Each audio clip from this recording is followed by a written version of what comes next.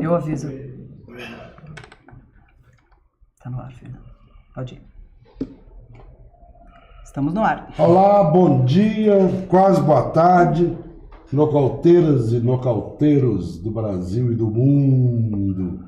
Conforme o prometido, estamos aqui com o presidente Lula e com as nossas repórteres Aline Piva e Ana Roxo para fazer a entrevista que vocês tanto cobraram de nós. O presidente ficou preso 580 dias, as pessoas diziam: oh, todo mundo faz entrevista com ele, só o nocaute não faz. Então, está aqui a entrevista. Vocês desculpem o pequeno atraso, mas o presidente teve que receber um jornalista estrangeiro, do Guardian, e atrasou um pouquinho a entrevista, mas estamos aqui para conversar com ele. Queremos dizer para o senhor que é uma alegria enorme para todos nós, certamente os nocauteiros, mas particularmente para nós três, que não só ficamos torcendo pela sua libertação, mas ficamos lutando. Sim. Colocamos o blog descaradamente, escancaradamente em defesa da sua liberdade. E não é só porque é o senhor que a gente gosta do senhor, não. É pela monumental conspiração de que o senhor está sendo vítima e que levaram um inocente para a cadeia. Então, para nós é uma alegria muito grande poder conversar com o senhor. E a gente fez um sorteio. E como eu sou o chefe, eu ganhei o sorteio e faço a primeira pergunta. Aqui nós somos todos honestos. A primeira pergunta, presidente, é o seguinte. Nos próximos dias, a partir de agora, vão ser tomadas duas decisões, uma pelo Congresso e outra pelo Supremo, cujos resultados podem dizer respeito ao seu destino. Primeiro é do Congresso, que está votando aquela PEC sem vergonha, enviesada, que é uma tentativa de quebrar cláusulas pétreas para permitir que a pessoa seja presa antes de ter feito todos os recursos, e a segunda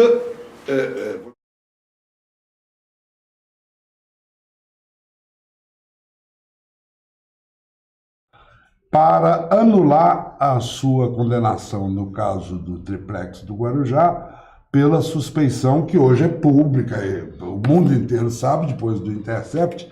Antes só seus advogados falavam. Agora que o Intercept vazou, está todo mundo acreditando que não era a defesa do Lula só, que havia uma conspiração para derrubar o senhor. Qual é a sua expectativa? Muita gente, depois que o senhor saiu, muita gente me pergunta: o Lula está livre ou está solto?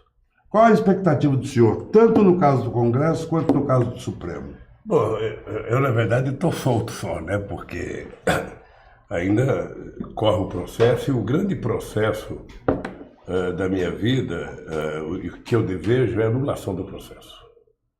Tá? A anulação, porque eu, embora não tenha saído da cadeia com nenhum espírito de vingança, mas sim com muita sede de justiça, eu quero provar que quem montou uma quadrilha nesse país foi o Moro da Leão e outras pessoas. Como eu sou um cidadão que respeita as instituições que são garantes da democracia, eu acho que essas instituições têm que cuidar para que não surja mais os mentirosos, os canalhas como Dallagnol, sabe, instituição como o Ministério Público. Agora, antes de dizer o que eu espero, primeiro quero cumprimentar a Aline, sabe, porque toda vez que eu encontrava o Fernando de Moraes, eu falava, sabe, das boas entrevistas que você fazia, e a nossa querida aquela Ana Roxo, sabe, que eu estou prazerosamente feliz de receber aqui. Olha, Fernando, eu espero que o Congresso Nacional tenha juízo. Uma Constituição não é um boletim, um manuscrito, uma coisa apócrifa que você pode rasgar e jogar fora toda hora. Você precisa garantir para a sociedade brasileira que a Constituição, que foi um dia chamada pelo saudoso Ulisses Guimarães como a Constituição cidadã, sabe, prevaleça. Lamentavelmente, você tem um empobrecimento da elite brasileira, uma elite muito conservadora, que agora diz que a Constituição é um atraso para o país. Ou seja, na verdade, essa gente não gosta de mecanismo de proteção para a sociedade e nem de garantias sociais. Então, eu espero que o Congresso tenha a grandeza de não derrubar a questão do tanto julgado no Congresso Nacional. Porque, se o senhor permite, há uma certa malandragem do Congresso aí, né? Que eles estão querendo derrubar a cláusula pétrea sem mexer nas cláusulas pétreas. Então, essa é uma coisa. E a outra coisa é o Supremo. Fernando, eu tenho 74 anos de idade, comecei a fazer política no sindicato com 24 anos de idade. Portanto, eu tenho 50 em que eu faço política, o sindicato, o partidário do movimento social. E eu sempre primei a minha vida, meu comportamento, por acreditar, sabe, nas instituições que nós criamos para garantir o processo democrático brasileiro. E eu espero que a Suprema Corte tenha a sabedoria de reconhecer o papel da Suprema Corte, o papel de garantir o cumprimento da Constituição, e ela possa julgar o mérito de um processo como o meu. Eu não tô pedindo favor para ninguém, eu só quero o seguinte: se eu tiver culpa, tudo bem, julguem, prove para a sociedade que eu tenho culpa e me punam. Agora, se provar que o Moro fez sacanagem, que ele é um juiz de má fé, que ele foi mau caráter no processo do julgamento, que ele seja punido em defesa da própria instituição. Se provar, se o Dallagnol, um cidadão que vai na televisão, faz um PowerPoint dizendo que, eu sou chefe de uma quadrilha, quando ele termina, depois de 1h30, que eu espero que ele vai apresentar uma denúncia, ele fala, não me peçam provas, esse cidadão deveria ter sido exonerado naquele dia e deveria ter sido preso. Quando um policial federal, em nome de uma instituição poderosa que eu também respeito, faz um inquérito e ele inventa mentiras, esse cidadão não pode ficar numa instituição, não pode ser concursado, porque o concurso ele só mostra que a pessoa tem um conhecimento específico naquela coisa, mas o concurso não mostra o caráter. Ele não mostra que tipo de ser humano você está lidando. Então o que eu quero é isso, o que eu quero é que esse país volte à normalidade. Para voltar à normalidade, esse meu processo tem que ser anulado e os responsáveis têm que ser punidos, porque não é possível. Não é possível contar uma mentira de uma pessoa que começou muito novo na política e que eu desafio qualquer um deles, prova um erro meu no gerenciamento do meu governo. Prove 1 centavo de desvio. Agora, o que eles estão tentando transformar em crime é 8 anos de mandato do Lula. É a passagem do PT pelo governo. Isso eu não aceito. Por isso que eu estava tão nervoso lá dentro e tentei me dominar o tempo inteiro para não permitir que o ódio tomasse conta da minha cabeça. Porque toda vez que eu ficava nervoso, eu pensava, o povo está pior do que eu, tem gente pior do que eu, tem gente comendo pior do que eu, tem gente morando pior do que eu estou aqui, E isso E depois aquele povo cantando parabéns, cantando lá na porta. Bom dia, boa tarde, E depois eu vendo o nocaute lá no dia seguinte, no dia de atrás, Lula livre lá atrás. Então foi legal. Eu espero essa votação da Suprema Corte, que ela reponha a verdade, porque eu mesmo preso, eu vi aquele Dallagnol descarado ameaçar o Congresso Nacional, ameaçar a Câmara, ameaçar o Senado, ameaçar o Procurador-Geral, ameaçar a Suprema Corte. Moleque irresponsável, desaforado. Então essa gente não pode achar que eu estou nervoso, o Lula está nervoso, o Lula não pode ficar nervoso. É o seguinte, os caras me prendem. Eu tenho que ficar calmo, só faltava eles quererem que eu saísse pedindo desculpa. Desculpa, porque eu não fui um bom prisioneiro. Desculpa, Não, eu quero justiça. E justiça passa por esse cidadão ser punido pelas instituições que eu ajudei a criar, que é o Conselho Nacional do Ministério Público e o Conselho Nacional de Justiça. Então, é o seguinte, meu caro, dignidade e caráter não vendem em shopping. Você nasce de berço com ele. E a dona Lindu me deu caráter e me deu dignidade, eu vou brigar por ela até o fim da minha vida. É isso. Então eu sou um cara esperançoso, Não sei por quanto tempo eu vou poder viajar esse país e falar, mas eu vou andar. É o que eu sei fazer. Discutir política com esse povo e levantar a moral da tropa. A tropa está com a moral muito baixa. Nunca tivemos uma turma tão ruim. Você viu um deputado do PSL ontem, não respeitou que hoje era dia da consciência negra e foi quebrar destruiu uma arte, um desenho. Como é que pode essa gente fazer descaramento, política? Essa gente não teve nenhuma noção de convivência democrática na diversidade. Ele não sabe que o bom é a gente conviver com os diferentes, sabe? Então, estou na briga, meu querido. Pois é, disso que eu queria Estou também... esperançoso. Eu sou um homem de bem, sabe? Acredito nas coisas. Agora, eu também sou de brigar. Sou de brigar porque eu, no fundo, estou defendendo a minha honra. Sabe? E honra para nordestino tem muito valor, Fernando. Eu não sei como é que é outro lugar, mas para nordestino tem muito valor. Sabe? Eu vi os 3 discursos que o senhor fez depois que saiu da cadeia. O de Curitiba, o de São Bernardo do Campo e o de Recife, anteontem. O senhor saiu da cana com a faca nos dentes, né? Sentando a burduna. Não, eu não estou com a faca no dente, Fernando. Veja, primeiro eu estou vendo o governo destruir o país, porque o Bolsonaro fica com a estupidez querendo governar com fake news, mentira para tudo quanto é lado. O Guedes aproveita e vai vendendo o Brasil e vai destruindo aquilo que foi construído como patrimônio do povo. E o país está sendo quebrado, desemprego muito alto, sabe, salário muito baixo, renda média caindo, piorando a qualidade da educação, acabando com o investimento em ciência e tecnologia, sabe? Até hoje o presidente não foi saber de onde veio esse óleo, ele preferiu culpar a Venezuela. É como se você estivesse andando na rua, um cidadão tomasse um tiro e você ficasse procurando quem é que atirou, ao invés de socorrer o cara.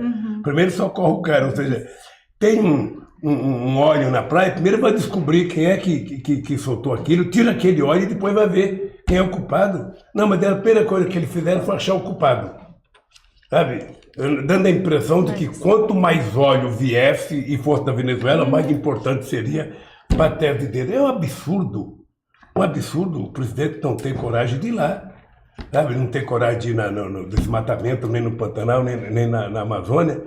Então é o seguinte, você sabe que eu sou um cara que já perdi muitas eleições e quando eu perco eu respeito o resultado.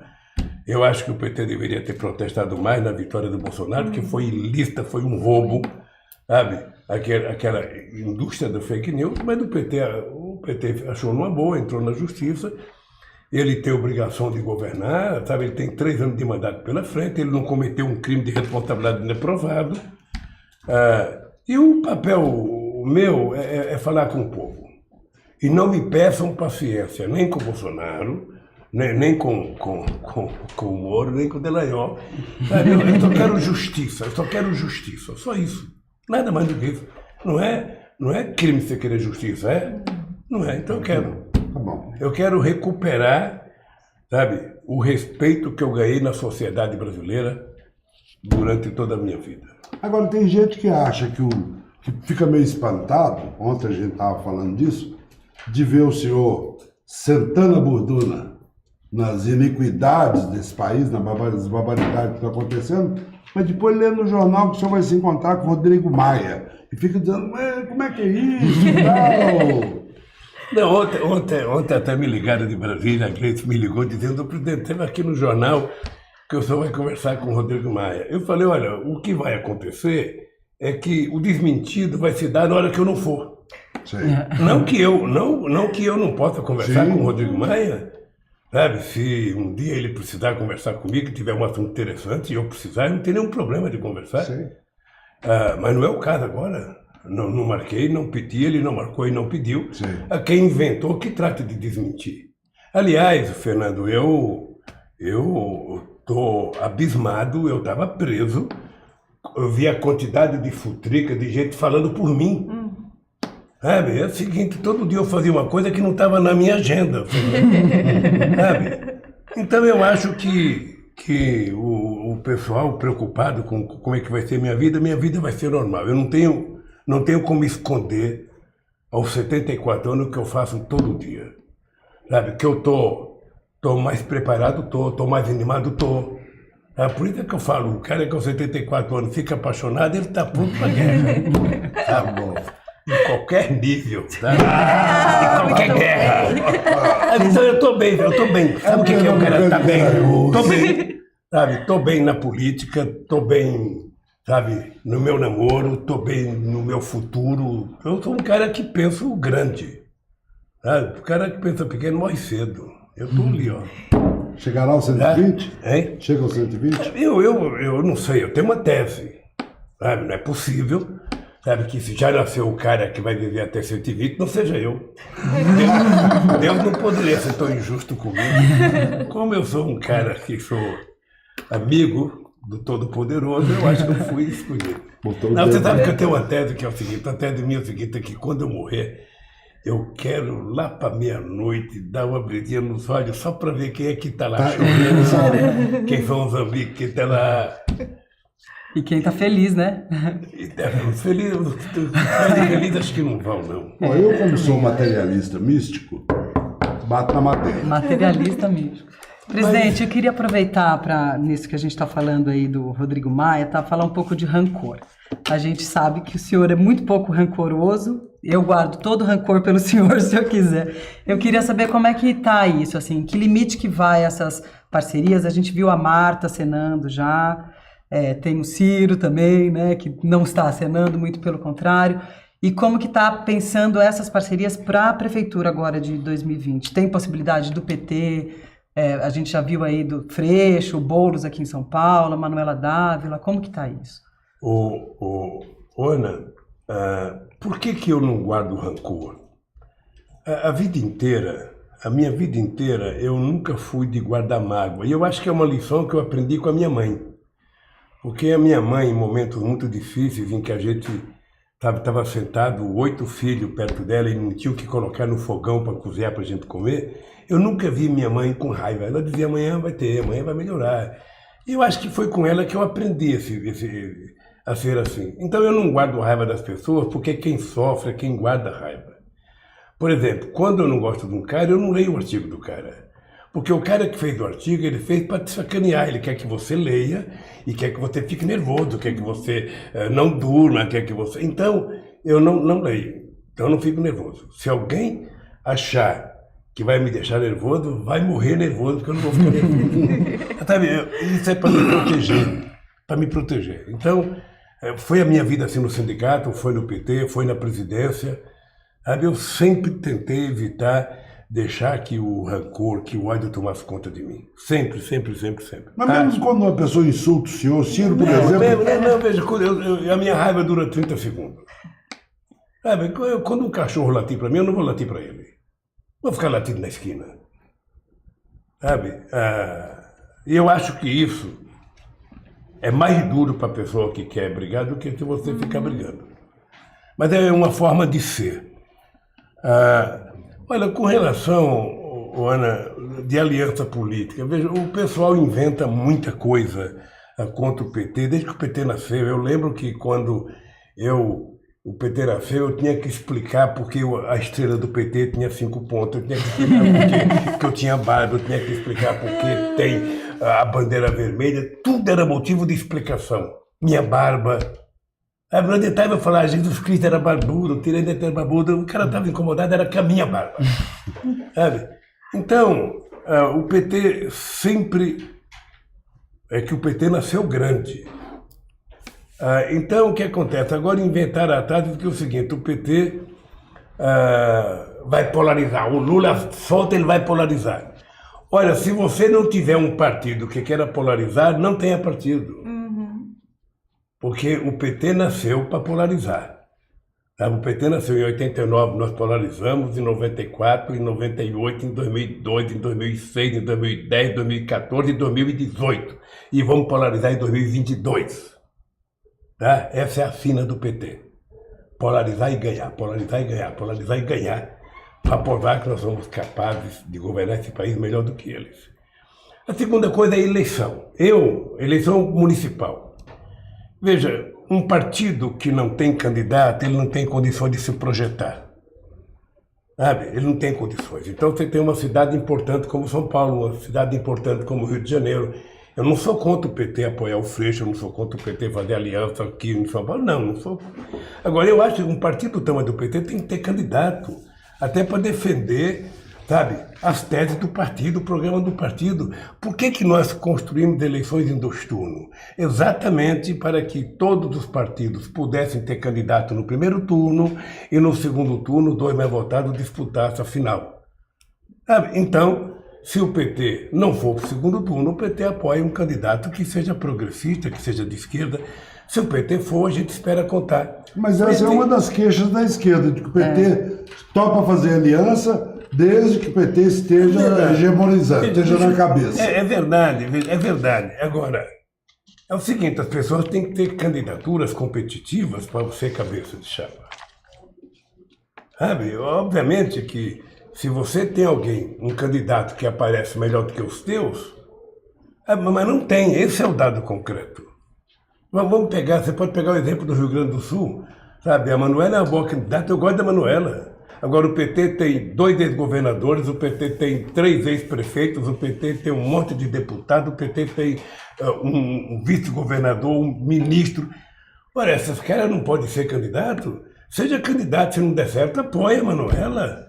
Sei. Sabe, no Rio de Janeiro, por que o PT não lança uma candidata do porte da Benedita? Não, eu sou favorável a fazer aliança com o PSOL, mas é que se o PT não tiver um candidato fazendo um discurso, utilizando o tempo de televisão, como é que a gente vai eleger vereador? Como é que alguém vai defender minha família se eu não estou lá para defender? O vizinho vai defender minha família? Não vai. Isso significa que é fake news aquela notícia que circulou no fim de semana, que o senhor já teria prometido ao Freixo apoio a ele no Rio de Janeiro? Não, eu vou dizer para você, é mentira. Deixa eu lhe contar uma coisa. Se o PT tiver que apoiar o Freixo, o PT apoia o Freixo de cabeça erguida e se eu puder ajudar, eu irei lá pedir voto para o Freixo. Tá? Não é isso que eu estou dizendo. Eu quero saber o seguinte, a Benedita, que é um quadro que eu considero extraordinário, a Benedita chegou quase a ser deusa no Rio de Janeiro, em 92, quando inventaram os arrastões na praia para derrotar ela, para eleger o César Maia Pai. Por que a Benedita não pode ser candidata? Se ela não for, ela vai pedir aos eleitores que votaram nela, todo mundo vai votar no Freixo. Se o Freixo não for, pede para votar na Benedita. Essa que é a lógica dos 2 turnos. Sim. E assim vale em qualquer cidade. Sabe, o PT tem quadros importantes. O que eu fiz com a Marta Suplicy? Eu não chamei a Marta para o PT. Teve uma pergunta, sabe? E eu disse o seguinte, eu tenho uma profunda relação de amizade com a Marta. Eu não confundo a minha relação política com a minha relação pessoal. A minha relação pessoal é intocável. Se gostar de você, não adianta chegar alguém e falar mal de você que eu não vou aceitar. Sabe? Você não gosta dela, tudo bem, mas eu gosto. Então eu não misturo. Mas ela saiu do PT dando patada. O PT é grato. Eu sou grato a tudo que a Marta fez pelo PT. Eu fiz dezenas de reuniões na casa da Marta, aquelas crianças ainda muito crianças, enchendo o saco dele lá, gravando o programa naquela sala, jantar naquela sala. A Marta não era ainda do PT, a Marta era uma sexóloga famosa que tinha programa de televisão. E ela suportava a gente. Olha, ela veio no PT, foi minha ministra, foi prefeita, foi a melhor prefeita que São Paulo teve, sem nenhum demérito aos outros. Ora, se ela quiser voltar para o PT, da mesma forma que ela saiu, ela pede para entrar. Eu vou lhe contar uma pequena história. Quando eu chamei o Mangabeira Unger para ser ministro, Zé Alencar pediu para me indicar o Mangabeira Unger de ministro. Tal. E eu coloquei. Quando eu ia passando, estava naquele corredor da morte, que era o corredor da imprensa, a imprensa toda, presidente, o senhor está indicando o Mangabeira, ele disse que o seu governo é corrupto. Eu parei, chamei o Mangabeira, falei, Mangabeira, ó, eles estão dizendo que você disse que o meu governo é corrupto, explica para eles. Aí o Mangabeira ficou lá com aquelas duas bolotas na boca, olha, a Marta se explica por que ela falou aquilo. Sabe, agora eu não posso deixar de reconhecer o nosso histórico. Sabe, não vou romper. A Marta, quando a Marisa estava no hospital, ela foi visitar a Marisa, sabe? Então, essas coisas eu não esqueço. O Jacobitá saiu do PT, foi para o PSB, foi para o PDT, sabe? E os meus filhos continuaram amigos dos filhos do Jacobitá. É assim a vida. Se você brigar comigo, Fernando, um dia politicamente, eu não vou gostar mais ou menos de você porque você entrou no partido político. Você vai ser o meu amigo, Fernando de Moraes, a gente vai conviver. Eu faço o que eu fazia com o Frechico. Frechico era do Partidão. Falava, Frechico, em casa a gente não discute. Frechico, seu irmão, meu irmão. As pessoas. Eu dizia, Frechico, em casa a gente não discute política. Tá em casa, você é meu irmão, a gente se reúne, faz o que quiser. Política, a gente discute na rua. Como ele não discutiu comigo, ele era mais velho, então a gente... Ele nunca tentou cooptar o senhor? Nunca. O Francisco sempre foi muito decente comigo. E ele que me levou para o sindicato. Então é isso a aliança, querido, é isso. Eu acho que o PT pode fazer aliança, sabe, não só para receber voto, mas para também dar voto. Agora é o seguinte, as pessoas têm que apresentar quadros, sabe, melhor do que os quadros do PT. A gente não pode começar do zero, porque se você não tiver força, sabe, você não vai para a final, você não disputa campeonato, você não recebe, sabe, nada se você não estiver brigando. E o PT, mais do que qualquer outro partido político, tem que ir para a televisão se defender dos ataques que ele foi vítima. Sabe? Porque se tem uma coisa no Brasil que as pessoas gostam, é atacar o PT. Porque justamente um desses ataques, o senhor falou bastante antes da questão da polarização, né? Um dos ataques que a gente vê bastante é que o PT é responsável pela polarização do Brasil, que agora as famílias brigam por política, não tem mais Natal, né? Não tem mais Natal e a culpa é do PT. Olha, seria Eu muito... brinco dizendo que a minha neta, que o senhor conheceu, já prometeu para a mãe que só come giló depois que o PT fizer autocrítica. Essa é outra coisa, o PT não faz autocrítica, porra. Autocrítica Escuta aqui, humilhação por que pública. você quer que o PT faça autocrítica? Você tem crítica para fazer o PT? Faça você. Por que eu mesmo vou me criticar? Ora, porra, sabe, se eu fizer autocrítica, então não precisa de oposição. Claro. Eles pedem autocrítica porque eles sabem que por mais que o PT tenha errado, nenhum partido fez mais por esse país do que o PT. Nenhum país cuidou mais dos pobres do que o PT. Sabe, o Fernando, é muito grave essa elite brasileira saber que é um cara que só tem um diploma primário, ser o cara que mais fez universidade no Brasil, ser o cara que mais fez escola técnica, ser o cara que mais colocou jovem na universidade, ser o cara que garantiu, sabe, que filho de pobre pudesse estudar. Então isso incomoda. Então as pessoas ficam, o PT polariza, o PT vai polarizar enquanto ele estiver na disputa. Os tucanos não polarizaram esse ano porque desapareceram. Você está lembrado que em 2005 o Borrauso dizia precisa acabar com essa raça do PT. Raça. Eles se acabaram e nós estamos aqui. E o PT tem que ter coragem, o PT tem lado, o PT tem público, sabe? E o PT não tem que ter vergonha do seu público. Eu estava dizendo para o jornalista do Guardia que a solução desse país é fácil, é só colocar o pobre dentro do orçamento. Se você quiser colocar apenas o sistema financeiro, o mercado, ficar só falando de ajuste fiscal, acabou esse país. Um prato a mais de comida para o pobre. Um chinelo a mais para a criança, um livro a mais. Sabe? É isso que vai fazer as pessoas crescerem. Então, eu acho que o PT tem que polarizar mesmo. Sabe? Tem que disputar para valer. Essa é uma coisa. A outra coisa que eu acho importante é o seguinte, é engraçadíssimo. Sabe? Eu lembro que em 2089, o Brizola dizia, olha, o Brizola tinha certeza que ia ganhar as eleições. E eu era um coitado, veja, o PT tinha apenas 9 anos de vida e eu estava disputando contra o senhor constituinte, eu estava disputando com o senhor Leonel de Moura Brizola, eu estava disputando com o senhor Aureliano Chaves, eu estava disputando com o senhor Mário Cuevas, estava disputando com o senhor Afif Domingos, tudo capo da política, e está lá o metalúrgico. E o Brizola falava, não, porque, sabe, se o Lula for para o segundo turno, eu apoio ele, porque o Brizola pensava que era ele que ia para o segundo turno. Aí, quando eu ganhei as eleições, o Brizola, sabe, queria que eu e ele desistissem para apoiar o Mário Covas. Eu falei, Brizola, desculpa, mas isso será uma ofensa ao povo. Se o povo quisesse o Mário Covas, tinha votado nele, porra. Sabe, você tem que me apoiar. Mas depois de muito tempo, o Brizola apoiou e foi leal, repassou todos os votos para mim. Então, eu defendo, vamos todo mundo disputar, quem tiver candidato, disputa, e depois no segundo turno junta. Eu não vejo problema. Então, veja, Paulina, eu sou um cara que tem um respeito pelas pessoas.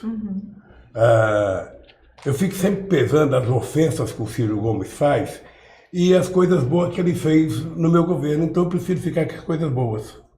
Sabe, que dizem que ele é meio destemperado e dizem, sabe, isso é para ele. Eu não preciso ficar preocupado com isso. Eu sou grato a ele por ter trabalhado comigo, ter sido leal. Quando ele foi eleito deputado, eu não queria que ele assumisse o cargo, eu ofereci para ele a presidência do BNDES, dizendo, Ciro, a Câmara não é para você, rapaz, aquilo, sabe?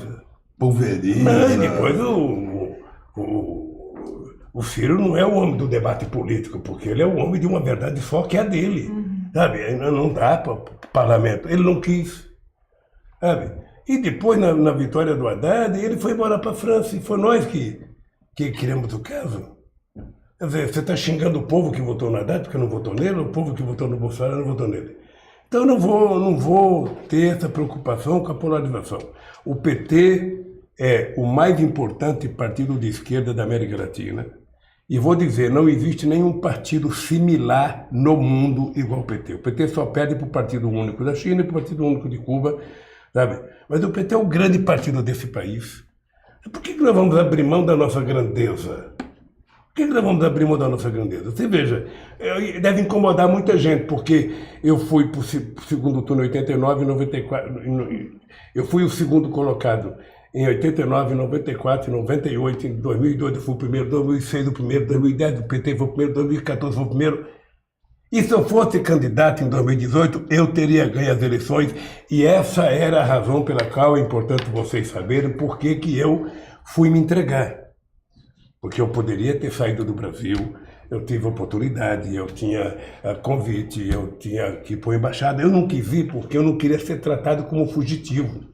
Eu tenho tanta certeza da canalhice que fizeram comigo, que eu falei, pois eu vou lá para junto deles, para poder ficar gritando de lá, sabe? E foi isso que eu fiz, e agora, sabe, eu estou aí para fazer o partido crescer, para disputar eleições. Não tenho problema de conversar com quem quer que seja, Fernando, eu converso com qualquer pessoa, eu sou uma pessoa muito aberta, sempre fui. Eu, de vez em quando, falo assim, eu duvido que teve um presidente da República que conversasse mais com empresário do que eu, mais com sindicalista do que eu, mais com sem teto do que eu, mais com sem terra do que eu. Eu, 7 anos do meu governo, eu vim tomar café no Natal aqui com os moradores de rua de São Paulo. Era café com eles, embaixo de um viaduto. Durante 8 anos na presidência, todo ano eu vinha aqui, pegava uma pauta de reivindicação, atendia, chegava no fim do ano, vinha prestar conta, às vezes fazia mais reivindicação. Certamente, Fernando, se eu, ao invés de estar com os catadores de materiais recicláveis aqui, com os moradores de rua, tivesse, sabe, aceitado o convite para jogar golfe, e tivesse colocado uma roupinha branca, um carrinho e ter o Estuquinha carregando meu saco de taco, sabe? Certamente a elite brasileira não tinha tanta bronca de mim. Claro. Sabe? Mas desgraçado desse Lula, fazer pobre estar em restaurante para comer, fazer pobre passear no Ibirapuera, fazer pobre pegar avião, fazer pobre, sabe, gostar de comer coisa boa. É porque não tem nada melhor do que comer bem. Não tem nada melhor do que você se vestir bem, se gostar de se vestir. As pessoas acham que as pessoas ficam mal porque gostam, moram em barraco porque gostam.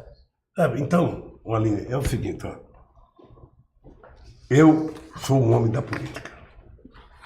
Sou um homem da política. E eu acho o seguinte, quem quiser me derrotar, pode me derrotar. Mas tem uma coisa, tem que trabalhar mais do que eu. Eu não tenho preguiça. Você quer que o Lula fique com preguiça, é sentar no sofá. Se eu parar de trabalhar e sentar no sofá, logo me vê o sono. Mas se eu estiver em atividade, eu já fiz comício em Manaus, eu cochilei no palanque em pé. Acho que até estava roncando. Aí me dá o microfone, eu fico vivo outra vez. E eu gosto. Você tem uma coisa que eu gosto, é conversar com o povo.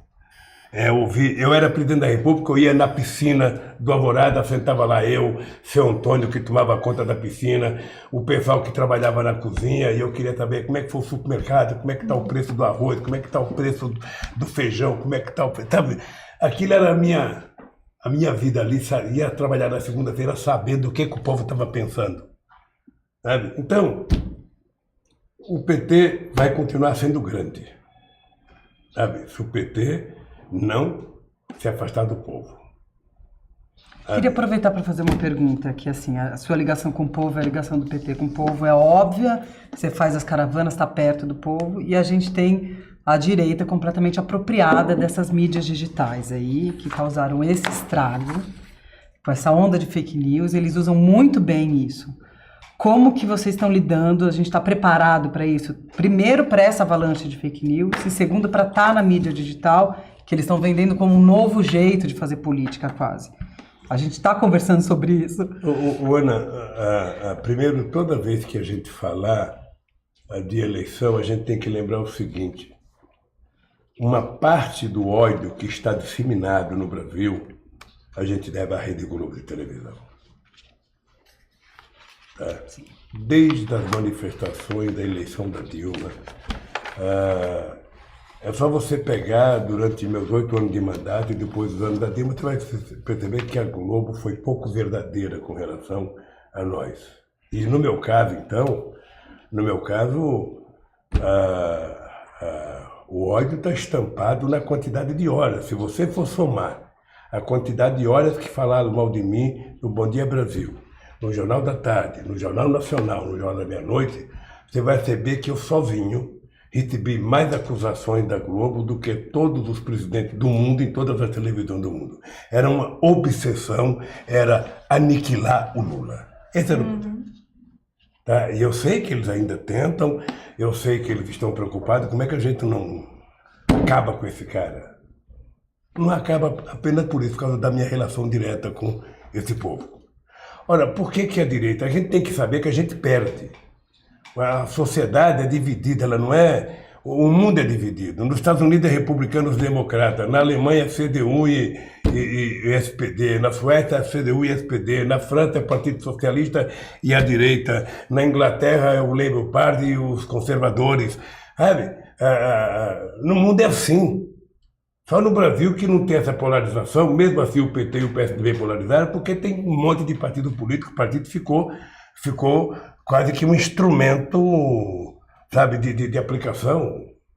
Então, o PT tem que ter clareza, sabe, de que a direita tem um papel, de que a direita aprendeu a utilizar as redes sociais mais do que nós, até porque desde pequeno eu aprendi com a minha mãe, uma mentira, ela vai de avião, a verdade vai engatinhando. A verdade é mais difícil de acreditar, porque a verdade pressupõe algum sacrifício de pensar. A mentira é só facilidade. Né?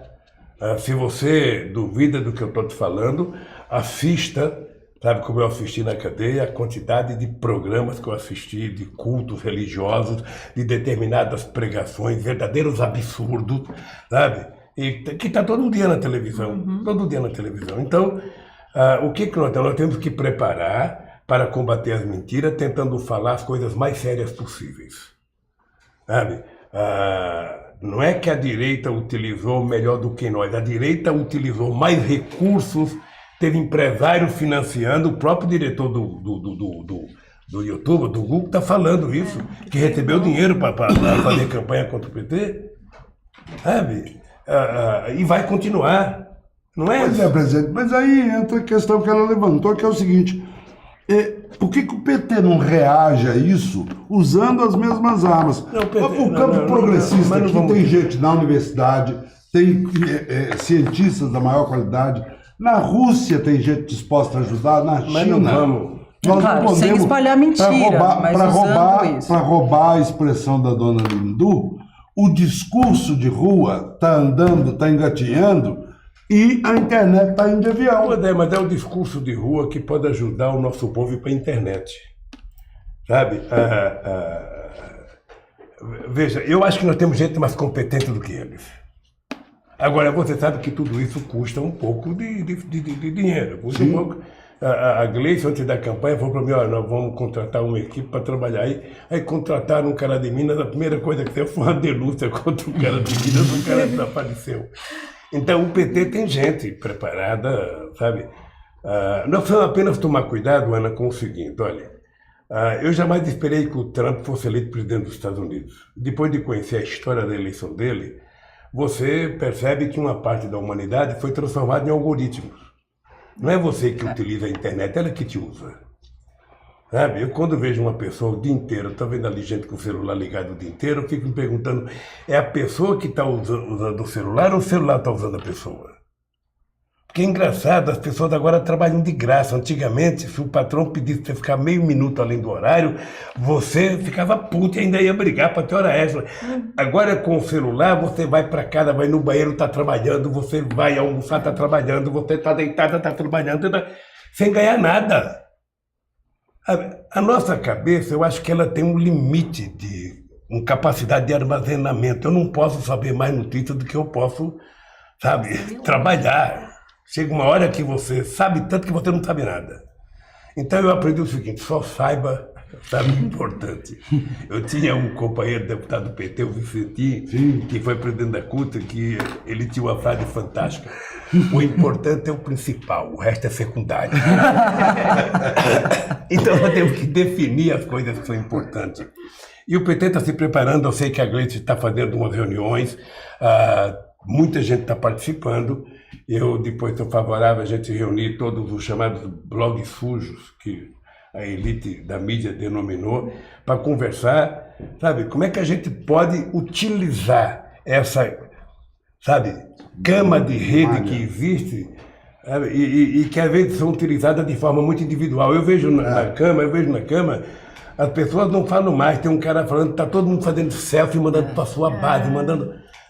Sabe, isso não tem resultado. É preciso ter uma mensagem política que seja convincente para as pessoas aprenderem alguma coisa. Eu acho que o PT está engatinhando ainda. Pelo tamanho que o PT é, nós deveríamos ter uma rede quase que imbatível.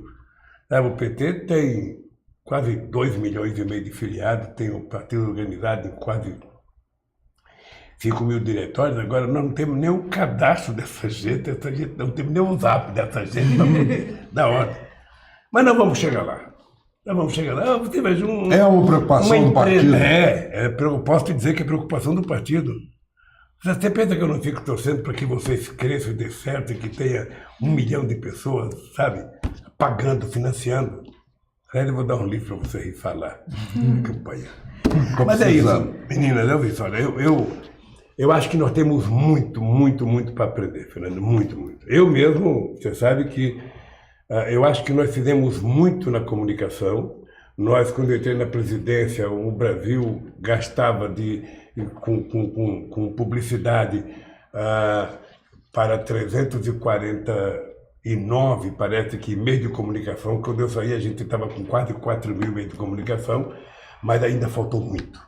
Então, eu acho que nós estamos com essa dívida conosco mesmo de tentar democratizar os meios de comunicação, sabe, fazer com que o governo tenha o mesmo interesse que ele pode financiar uma televisão, uma rádio, ele tem que financiar a chamada mídia independente, porque é isso que vai garantir a democracia. Um governante não pode ter medo, sabe, de que a sociedade seja informada.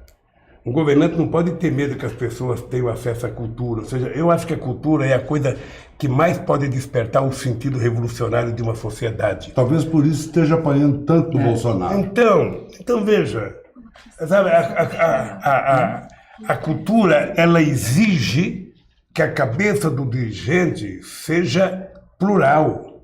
Ela exige que a cabeça do dirigente não tenha medo da divergência, da diversidade cultural. Sabe, as pessoas fazem o que quiser, como quiser, desde que as pessoas respeitem o direito do outro, ou seja, sabe, senão a sociedade não avança. A sociedade não avança. Sabe, então, eu acho que essa coisa que está acontecendo hoje, de se meter na educação, de se meter na cultura, tudo é proibido, nada pode, ou seja, nós temos que recontar a história desse país. Eu tenho uma tese hoje, depois de ler muito sobre a escravidão, de que nós precisamos recontar a história do Brasil, porque os verdadeiros heróis brasileiros não estão na foto. São anônimos. São anônimos, porque foram enforcados, foram decapitados, foram salgados e não apareceram na foto. Por isso que se criou a máxima de dizer o Brasil não gosta de briga, o Brasil gosta de um jeitinho. Gosta de um jeitinho porque mataram os que gostavam de briga antes. Sabe? Então, a riqueza da nossa história tem que ser contada para essa molecada. Eu estou dizendo, essa molecada conhece mais a história da Revolução Russa do que da luta que foi feita aqui no Brasil. Quantas pessoas morreram na cabanagem? Mais de 40 mil pessoas. Quem é que sabe disso? Ninguém. Sabe, zumbi, a gente sabe que teve zumbi, mas foi 200 anos o Quilombo de Palmares. Chegou um momento que eles tinham mais gente do que na cidade. Então ninguém sabe. O Chaves falava do general Abreu Lima, ninguém sabia quem era. Agora eu estou lendo a biografia do Abreu Lima, que a Marília Arraes mandou para mim. Sabe? O cara escreveu sobre o socialismo primeiro que Matos. Brasileiro. E o socialismo dele é do socialismo bíblico. Ele achava que a Bíblia induzia ao socialismo. Mas ele era herói do Chaves e aqui no Brasil ninguém conhecia ele. É verdade. Por quê? Porque eu até admirava Caxias, porque eu achava que Caxias tinha muito a ver com a unidade nacional.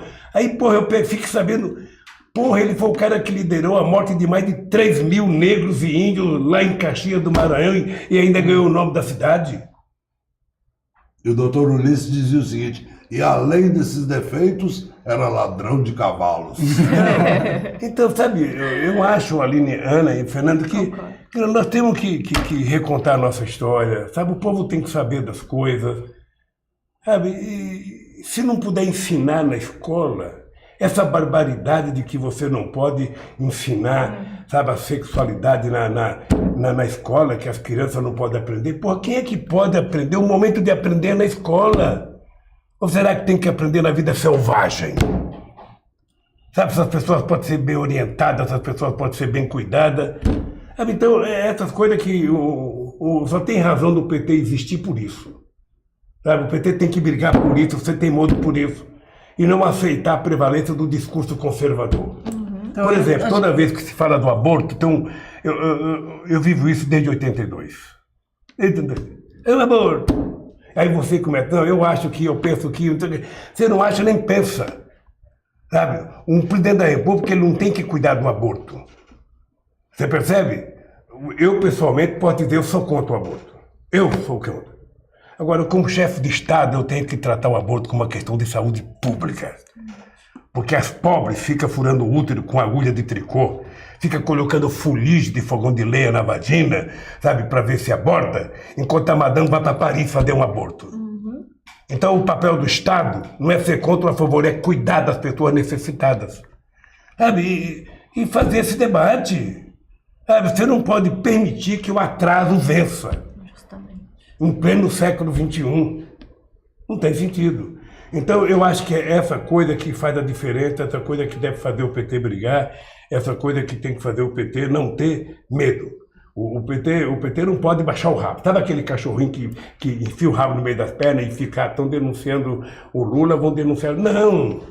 Não, tem que brigar, tem que lutar, tem que se defender, sabe? Porque senão, a história do Brasil é triste.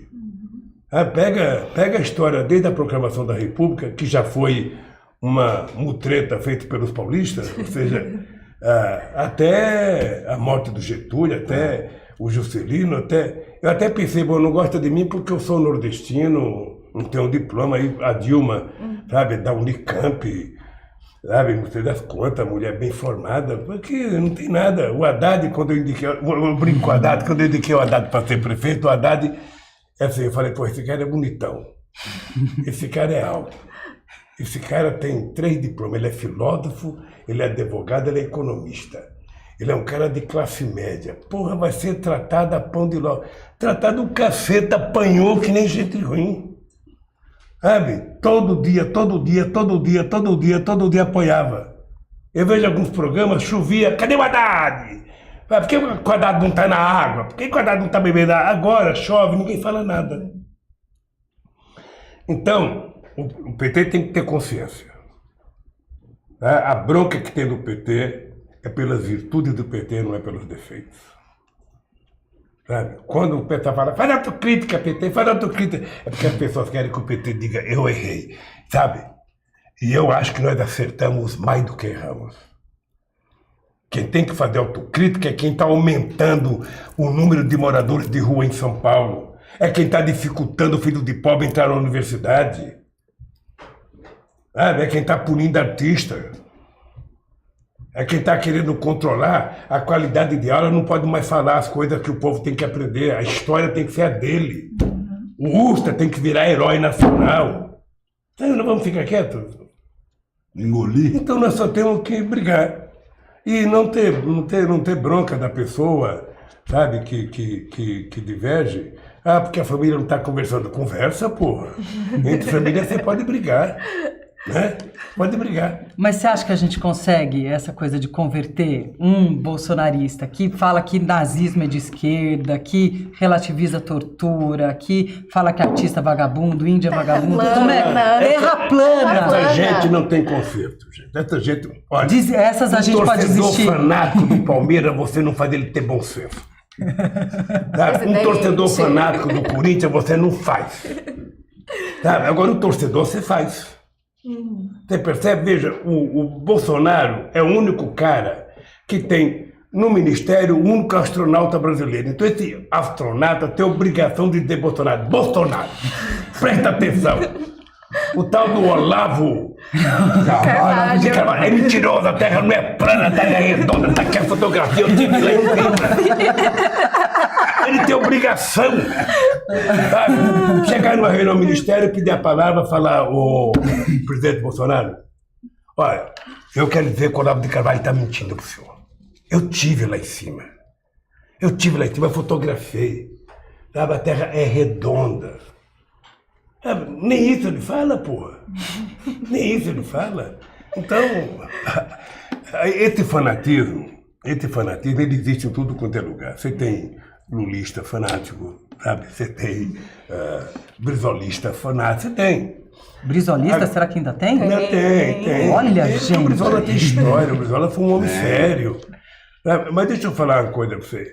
O problema é que eles levaram o sectarismo, a ignorância absoluta, sabe? Falar determinadas coisas que eles falam, eles veem comunismo até na Globo. Até na Globo, eles veem comunismo, sabe? Se eles fossem minimamente inteligentes, se eles tivessem um pouquinho de pedigree de inteligência, eles sabiam que o Lula nunca foi comunista, nunca foi anticomunista. Eu lembro que a primeira vez que perguntaram para mim, você é comunista? Eu falei, não, sou torneiro mecânico. Para ninguém me encher o saco. Sabe? Então eles ficam mentindo. E as pessoas que são ignorantes acreditam em mentira e gostam de mentira.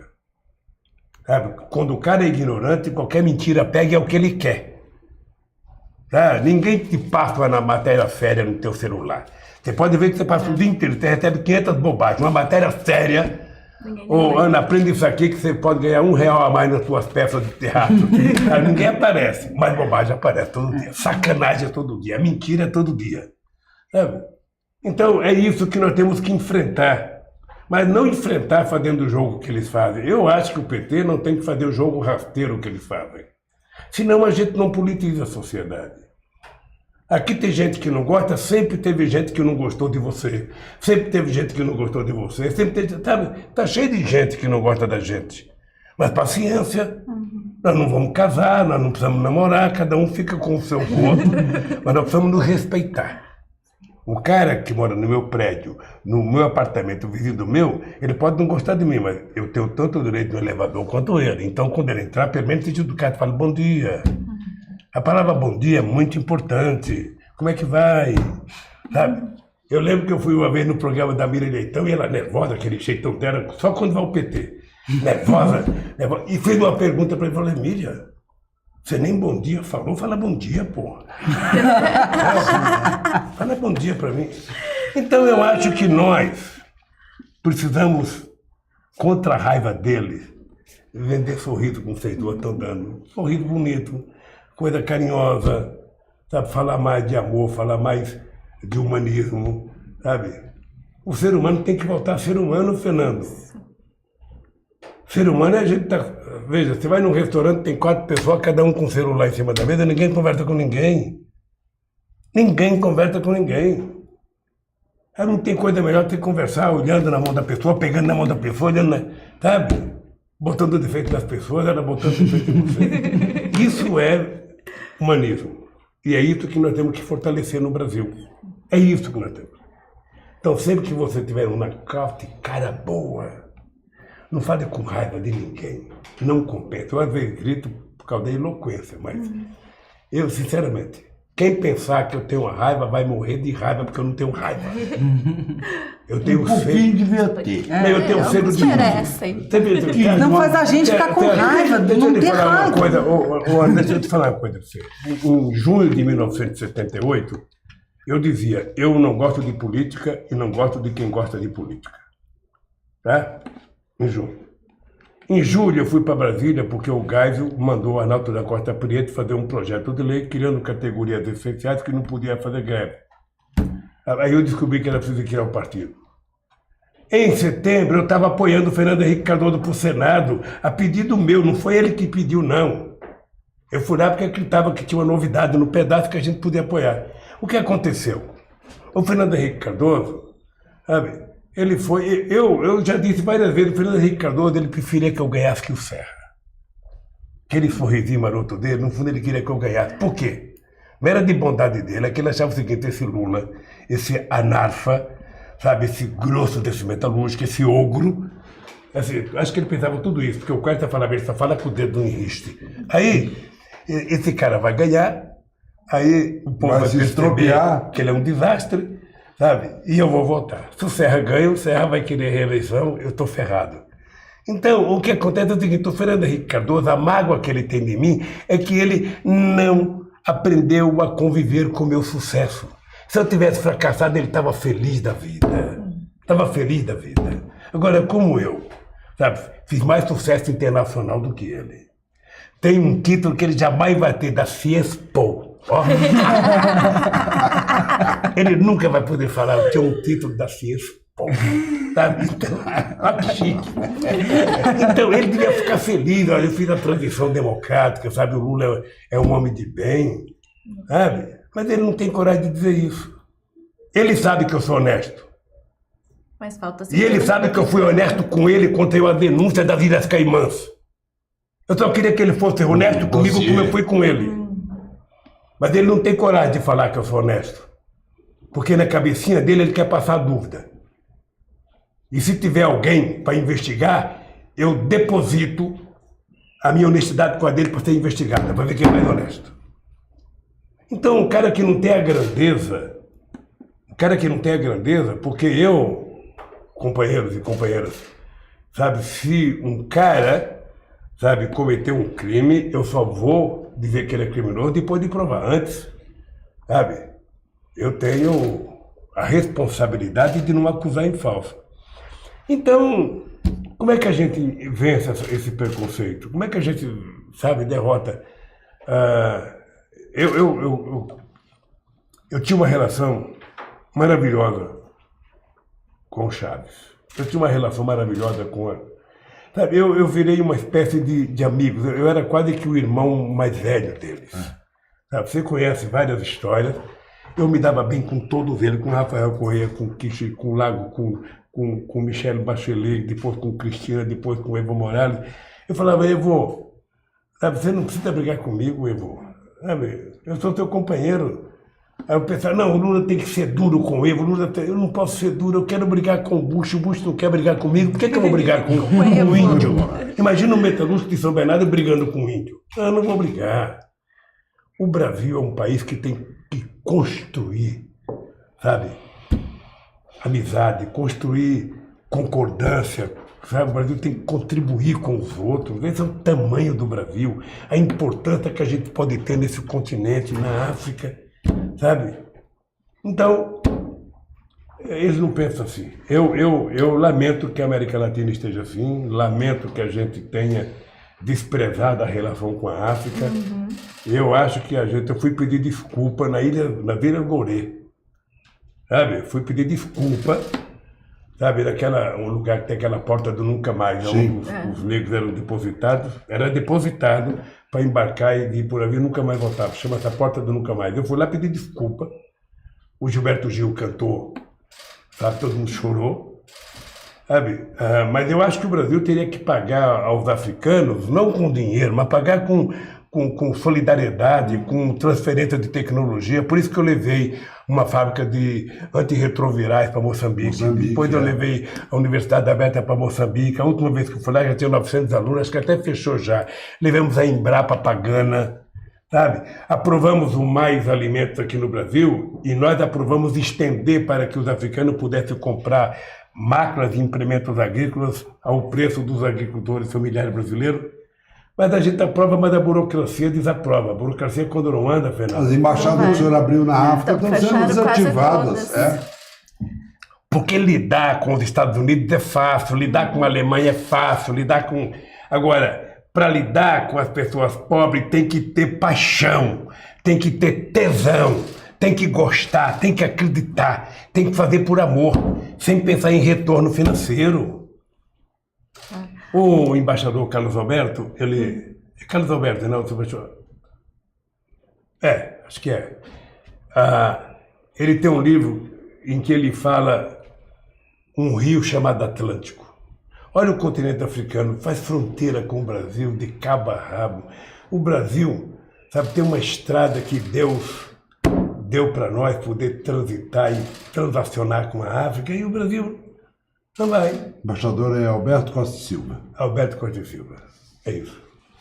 Agora, Grande presidente, puxando aqui a sardinha para o lado, né, e aproveitando o gancho que entramos em temas internacionais, a gente viu a eleição, duas eleições importantes na região, lá no México, do López Obrador e do Alberto Fernandes, agora na Argentina, que inclusive Bolsonaro, Araújo, já começaram ali com uma rixa, né, justamente porque no dia da eleição ele postou uma foto em apoio ao senhor, que foi o dia da votação, né, no domingo. Eu queria saber se o senhor acha que são ventos novos, a gente tem uma mudança de rumo acontecendo aqui na América Latina, ou a gente ainda vai amargar uns anos de governos conservadores, neoliberais? Aline, o mundo está cheio de alternativas, sabe? Toda hora tem uma alternância de poder. Não tem nenhum partido que governa para sempre, sabe? E nem de direita nem de esquerda. E eu acho bom para a democracia que tenha essas alternâncias, sabe? É muito legal, sabe, que você um dia ganha, outro dia perde.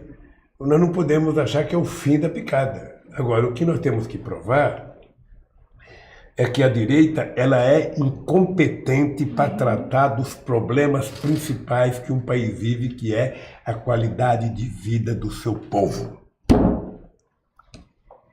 Se você não tiver preocupação com os velhos, com as crianças, com os adolescentes, com os mais pobres, para que governar? Para que governar? Então, o Macri foi uma mentira. Uma mentira. O cara acha que governar o Brasil é governar o Boca Juniors. Não, é diferente. É diferente. Governar a Argentina é complicado. A Argentina já foi a quinta economia do mundo. A Argentina empobreceu, ela melhorou no tempo do Kirchner e da Cristina e voltou a empobrecer em 4 anos como... Impressionante. Tem gente que me diz que não consegue andar em Buenos Aires, tanta gente na rua. Olha, esse cara governou para quem? Ainda endividou a Argentina, foi pegar dinheiro emprestado. Não existe hipótese, eu estou tendo aqui, olhando para a câmera tua aqui. Não existe hipótese do FMI ajudar alguém. O FMI, quando a crise foi nos países ricos, o FMI não teve coragem de abrir a boca. Não deu um palpite. Agora, quando é na Argentina, ele acha que pode ajudar. E eu acho que quem for pedir dinheiro lá nunca mais sai. É como a agiota. Sim. O FMI faz o papel da agiota. Sabe? Então, um país como a Argentina, grande, maravilhoso, um povo bem formado, sabe, não poderia estar nessa situação. Então, eu acho que a volta do Fernando é um alento, sabe? Como eu acho que, veja, eu acho que a gente vai ganhar no Uruguai. Mas também, se não der certo e não ganhar, e nós estamos lá já há quase 15 anos, 2 mandatos do Tabaré e um do Pepe, sabe? Chega uma hora que as pessoas falam, pô, vou experimentar aquele feijão ali, que deve ser melhor. No Brasil, depois de... Eu acho que no Brasil a gente ganharia 2018 mas chega uma hora que as pessoas também cantam, se a gente não inovar, se a gente não fizer muita coisa boa. Eu, por exemplo, tinha dúvida do 4º mandato do Evo. Eu sempre me coloquei contra pro Chaves. Eu dizia pro Chaves, quando é que você vai arrumar um sucessor, porra? Porque também a gente não pode achar que a gente é imprescindível ou insubstituível. Não existe essa possibilidade. Quando você começa a pensar, está nascendo dentro de você um ditadorzinho. Eu me amo, sabe? Não pode ser assim. Você tem que conviver. O cara perdeu. O cara ganhou. Para quem está no governo como o PT, já há 14 anos é difícil você perder. Agora é o seguinte, é que 4 anos, para quem está na reserva, demora pra cacete. Pro Bolsonaro passa muito rápido, ele deve estar falando, poxa, foi um ano, cacete, já. Acaba logo. E você tem que ficar pensando o que eu fiz, o que eu produzi. Sabe? Então, o que o PT tem que ter paciência? Sabe aquela famosa frase do Che? Ser duro, pero sem perder a esperança. O PT tem que ser duro na oposição. O PT tem que ser duro na cobrança de políticas corretas. O PT tem que apresentar para a sociedade, sabe, como é que seria o Brasil hoje se o PT tivesse no governo, como é que a gente recupera a economia. E eu acho que nesse aspecto a vitória do Fernandes é uma boa medida. Eu queria aproveitar uma garupa aí na pergunta da Aline. O Fernandes, candidato a presidente da República na Argentina, veio visitar o senhor na cadeia, correndo risco da direita aproveitar isso lá contra ele, e não veio escondidinho, não. Saiu de boné vermelho na cabeça e fazendo L. Ganhou a eleição, a primeira foto dele, que é um selfie com a família, com os assessores, é ele fazendo L de Lula livre. O senhor vai à posse dele? Aproveito para perguntar uma coisa. Confiscaram o seu passaporte? O senhor tem passaporte? Não, meu passaporte foi roubado. Quando eu fui preso... Pela lei ou por ladrões? Foi roubado por um ladrão mesmo. Roubaram a pasta do... Eu tinha uma pasta que ficava com o meu companheiro e eles pararam o carro no hotel, chegou um ladrão e roubou a minha bolsa, roubou o passaporte, roubou o celular, roubou... Bom, mas também a Argentina só pode ir com carteira de identidade. Mas deixa eu te falar uma coisa para você. Eu, quando o Fernando veio me visitar, a primeira coisa que eu disse para ele foi o seguinte: Fernandes, você tem que tomar cuidado. Se você não quiser dar entrevista, não dê, para não te prejudicar lá. Foi o que eu disse para ele. Ele falou, não, eu vou falar, eu quero falar. Foi lá no acampamento e falou, e depois falou na Argentina. Eu não gostaria de ir na posse, sabe por quê? Porque é uma coisa de presidente, sabe? É uma coisa que vai ter muito presidente, vai ter... Eu não sabe, é o seguinte, o vaso chinês tem que ficar fora. Ex-presidente é que nem vaso chinês, já ouviram falar essa famosa história. Ou seja, eu acho que tem que ir os presidentes, sabe? Eu não gostaria de ir, não, e se for convidado, eu não fui convidado, mas se for convidado, eu agradeceria. Acho que o Brasil tem que ir na posse dele, sei lá, com quem. Osmar Terra, não Osmar Terra, é? Ministro Osmar Terra. Porque, deixa eu falar uma coisa, o pessoal tem que perceber, a Argentina é o segundo posto mais importante do Brasil. A Argentina sozinha, ela é a terceira fonte de comércio exterior do Brasil. A Argentina, só para você ter ideia, a Argentina chegou, na minha presidência, na da Dilma, chegou a quase 30 e poucos bilhões no fluxo, sabe, entre exportação, e era de apenas 7 bilhões, passou para 30 e poucos bilhões. Então a gente não pode brincar, não. A Argentina é um parceiro importante e a gente exporta para a Argentina produtos manufaturados com uma Dá emprego, né? Não é commodity. A gente tem que compartilhar emprego com a Argentina. O momento do Brasil exportar, eu dizia para os dirigentes sindicais, olha, vocês agora têm que comprar uma briga com a indústria automobilística que deve vir no Brasil. Sabe? Nem na América Latina, nem na África, eles podem vender o carro produzido na Alemanha. Vem para o Brasil, vai vender o carro brasileiro.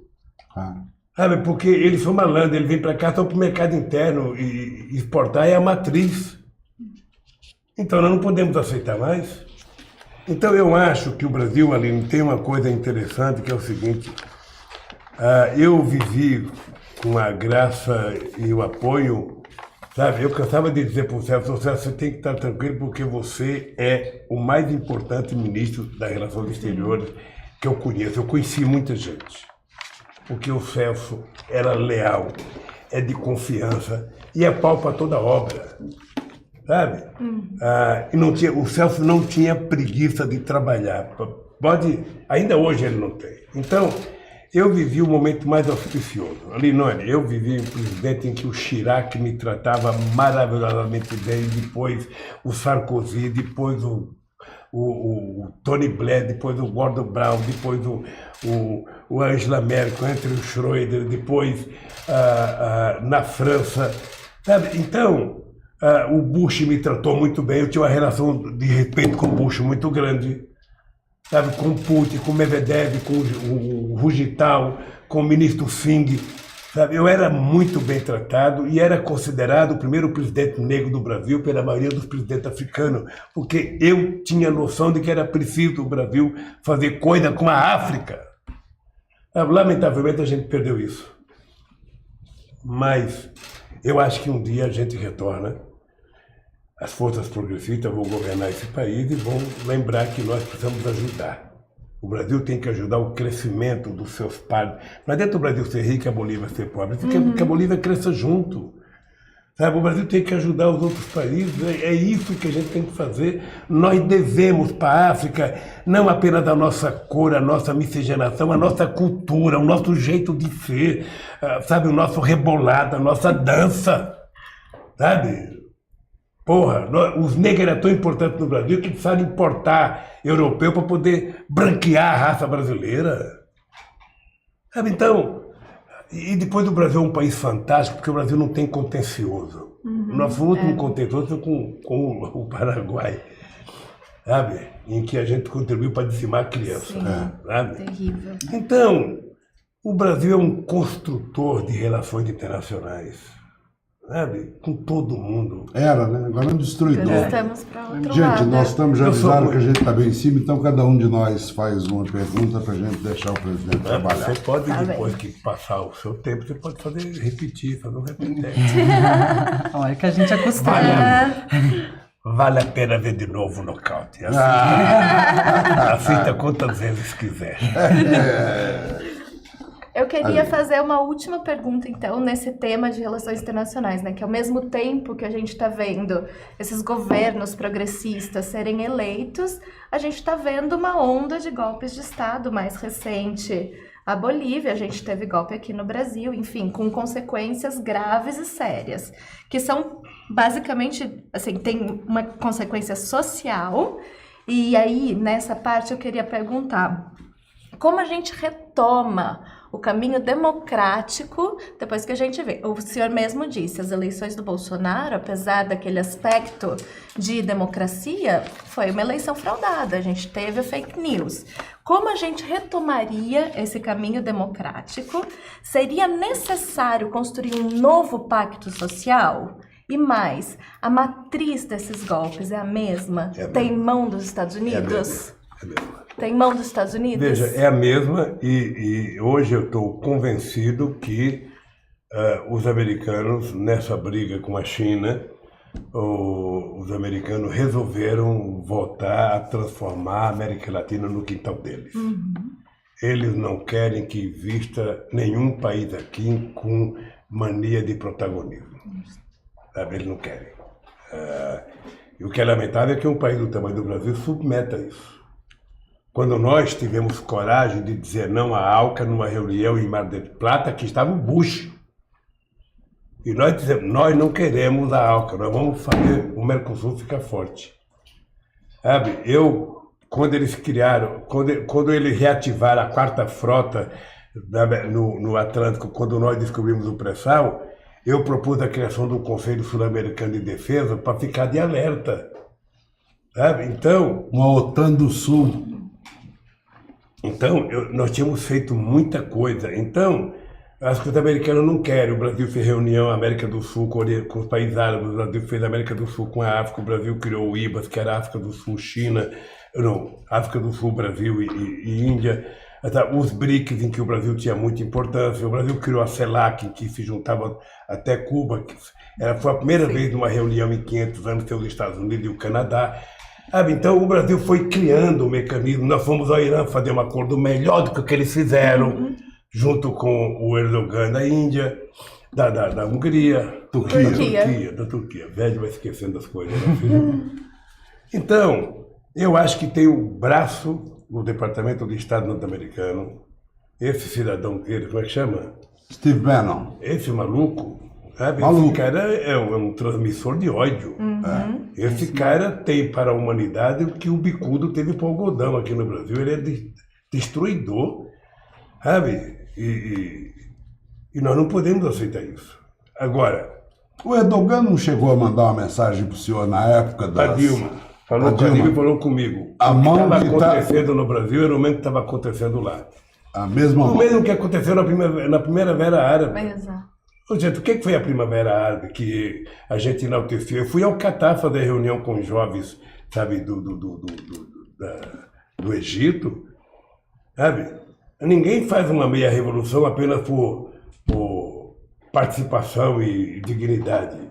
A verdade é o seguinte, tiraram o Mubarak, que era um fascista, estava cair mesmo, elegeram o Morsi e 3 meses depois acharam Desgolaram ele. que o Morsi não era legal, deram um golpe e colocaram o que lá? 3 militares, estão lá até hoje.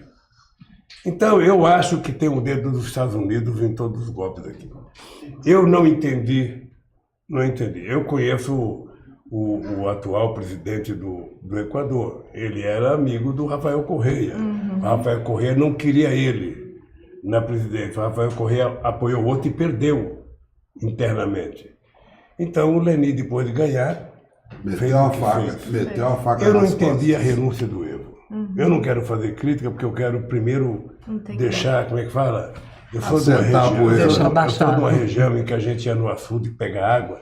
Você separava lá as fezes de vaca, de cabrita, caramujo, enchia com a caneca o pote, aí você levava para casa e deixava lá, colocava um pano para coar e deixava assentar.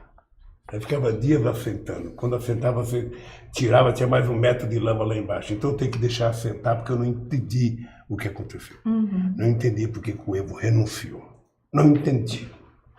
Sabe, talvez ele tenha razão, que eu não saiba, sabe, mas sabe, eu não entendi. Então como eu não entendo muito dessas coisas, eu quero me certificar para poder fazer um comentário, sabe? Você veja, o Maduro, sabe, Aguentou o pepino. como diria o Osmar Santos, a piba na gorduchinha. Pina lá. na gorduchinha e... Eu não sei como é que o Evo, sabe, anuncia Do e... base. Não sei. Sinceramente, eu não sei o que aconteceu nos bastidores. Moraes, pode trazer um café, que aqui no Knockout a gente pode tomar café mesmo dando entrevista. Mas você pode tudo. O senhor pode tudo. Tá bom, só pro senhor. Eu já vi o senhor falando em algumas entrevistas sobre a precarização do trabalho, né? Sobre o que a gente está chamando de uberização do trabalho. A gente tem um índice de desemprego enorme e grande parte, mais de 40%, estão empregados no informal, né? E muitos, assim, através de aplicativos que são exploração. E o pior de tudo é que essas pessoas não se consideram trabalhadores, se consideram empresários, né? Empreendedores. Nano-empreendedor, motorista de Uber. Como que a gente organiza os trabalhadores que não se reconhecem como trabalhadores? Como que a gente faz isso? Como que trata como categoria? Isso é uma categoria? Ana, nós tivemos um período, quando nós fizemos as greves de 78, 79, foi uma coisa muito bonita, porque todo mundo queria ser trabalhador. Professor não queria mais ser chamado de professor, era trabalhador da educação. Médico era trabalhador da saúde. Advogado era trabalhador do direito. Ser trabalhador ficou chique. Agora, as pessoas querem ser empreendedor. Eu sou empreendedor. Sai de bicicleta entregando Esse iFood. dia tentaram fazer a Santa Dulce dos povos de empreendedora. Sabe? Obviamente, veja, obviamente que ser peão de fábrica é a única profissão que a gente não escolhe. Sabe? Peão não escolhe profissão, peão pega o que tem. A não ser que o cara seja um ferramenteiro, um torneiro, mas se não tiver profissão, a gente não escolhe. Você escolhe ser artista, você escolhe ser médico, você escolhe ser jornalista, você escolhe ser engenheiro, mas peão de fábrica você não escolhe. Você é porque você é. Você percebe? É o que restou para nós. Então, é legal as pessoas quererem. No meu tempo, quando eu estava dentro da fábrica, o que a gente sonhava? A gente sonhava sair do emprego para ser patrão. A gente queria trabalhar por conta própria. Então, qual era o sonho naquele tempo? Era ter um bar ou um táxi. Olha só. Era o sonho, né, naquele tempo. Aqui, quando você abria um bar, você percebia quanto você era bobo, porque um bar se abria, você levantava às 4h30 da manhã, ficava esperando um freguês para tomar um cafezinho, às vezes não vinha, o bar do vizinho estava lotado, você ficava puto da vida, de repente você percebia que não tinha dado certo. Volta para a fábrica outra vez. Táxi é a mesma coisa, você tem que trabalhar 20 horas, sabe? Se fosse um técnico que você trabalhasse por dono, você tinha que trabalhar 20 horas para pagar gasolina, para pagar a diária do cara, aí o que sobrava para você era nada. Agora eu estou vendo, o cara tem o carro dele, o cara tem que gastar dinheiro lavando o seu carro, cuidando do seu carro, o cara trabalha para mandar para o dono do aplicativo e ele fica com nada e ele acha que é o máximo. Sabe? Vai chegar um dia que ele vai descobrir que ele não é o máximo, que, sabe, nós somos um bando de imbecis que estamos trabalhando de graça para os outros. Esse é o dado concreto. Sabe, as pessoas se esquecem que na década de 50, muitas mulheres trabalhavam dentro de casa, costurando camiseta, fazendo, sabe, short. Depois a gente brigou para que ela pudesse ser considerada trabalhadora, ter direito a acidente de trabalho, ter direito à previdência, tudo. Agora nós estamos voltando a estaca zero. Sabe, nós vamos trabalhar, se você se acidentar no Uber, você não tem direito, sabe, de hospital, você não tem direito à previdência, ou seja, nós voltamos sabe, quase que o tempo da escravidão, porque quando libertaram os escravos, né, o cara estava liberto, mas não tinha casa, não tinha trabalho, não tinha salário, não tinha comida, aí criaram uma coisa legal para os escravos, vagabundo. Aí vem daí a vagabundagem, sabe? Está acontecendo agora, a sociedade está trabalhando, entregando pizza, entregando comida de bicicleta, andando de patinete no centro de São Paulo, sabe? Tem empresa para tudo. Agora, o cara está perdendo a cidadania conquistada nos anos 50, nos anos 60, nos anos 70. Os direitos que nós estamos perdendo não foi ganho de graça e dado por um empresário, foi muita guerra, mas muita luta de trabalhador.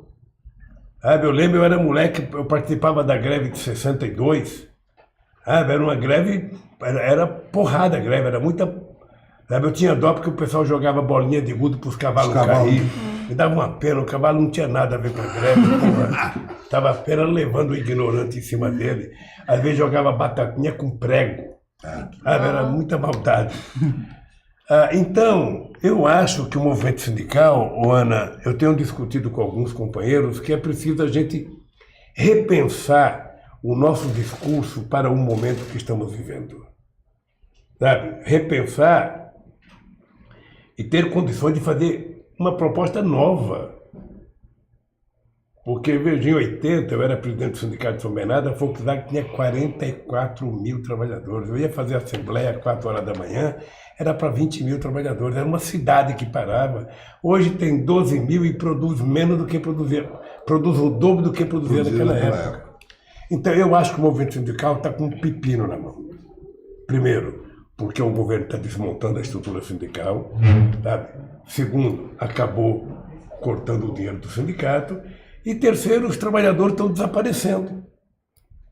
Sabe? Estão desaparecendo. O que é um trabalhador hoje? O cara trabalha por conta, o cara não se sente trabalhador. Sabe? Embora esteja ganhando pior, embora tenha menos, sabe, estabilidade, não tem nada. Presidente. Então eu acho que o movimento sindical tem um desafio nesses próximos tempos, que é repensar o papel do movimento sindical. Repensar o papel do movimento sindical. Porque se o sindicato não der resposta, as ONGs vão dar resposta. Porque você está lembrado que nos anos 90, no começo de 2000, na França, as ONGs chegaram a ter mais representatividade que os sindicatos junto aos trabalhadores. Então o sindicato não pode mais ser apenas brigando por aumento de salário. O sindicato tem que brigar quando aumenta o preço do ônibus, quando aumenta o preço do aluguel. Sabe? Porque é tudo. Claro, tudo envolve diretamente o trabalhador. Diretamente nele. Então, aliás, eu acho que você poderia levar algum companheiro sindicalista importante no nocaute para discutir com ele. Claro, nós já foram vários. Algum importante para discutir com ele. Paulão Caires já foi, o Wagner, ex-presidente da CUT, já foi. Tem que falar isso. Essa é a minha agonia. Essa é a minha agonia. Sabe? É que você está tudo muito diferente, ou seja, é bom a modernização, é bom a internet, é bom a automação, agora tudo isso tem demonstrado que vai tirando. Eu fico imaginando o que será da humanidade daqui a 50 anos, ou seja, não vai ter emprego. Então as pessoas vão ter que, o Estado vai ter que criar uma bolsa, como é que fala? Bolsa Família para todo mundo. Você percebe? É difícil. Mas isso é bom porque exige que a gente pense também. Quando caiu o muro de Berlim, que os velhos comunistas ficaram chateados, meu irmão Frechico ficou chateado, acho que você ficou chateado, eu dizia que bom que caiu o muro de Berlim, porque pelo menos vai permitir que a esquerda repense, sabe, o que a gente quer daqui para frente. Porque não estava tudo resolvido no manifesto, né, meu cara? Lamentavelmente, hoje eu sou um cara feliz de ver a Rússia assumindo um papel de protagonismo para poder falar para a América bem devagar. Presidente, por falar em soberania, tem dois aspectos aí da perda de soberania do Brasil que eu queria que o senhor considerasse. Primeiro é a questão diplomática, que foi uma das partes mais importantes do seu governo. Como é que o senhor viu o Brasil, pela primeira vez em 30 anos, na ONU, votar a favor do bloqueio norte-americano contra Cuba, com 2 outros votos a favor só, Estados Unidos e Israel? O resto do mundo votou contra. Vergonha, sinceramente, é uma vergonha. É uma vergonha de alguém que não se respeita. Porque não é um negócio de esquerda. Fernando Henrique, o governo do Fernando Henrique votou. É o comportamento de alguém que não se respeita. Sabe, esse pessoal do Bolsonaro não tem o menor respeito por eles próprios, pelo nosso país. Sabe, ser solidário a Cuba é uma questão de defender a soberania de um país. Os americanos não têm o direito de fazer tudo, eles acham que pode fazer bloqueio, acham que pode fazer uma série de coisas. Sabe, e o bloqueio, às vezes, é mais mortal do que uma guerra. Porque na guerra é briga de exército contra exército. No bloqueio você mata criança, você mata velho, você mata mulher no hospital.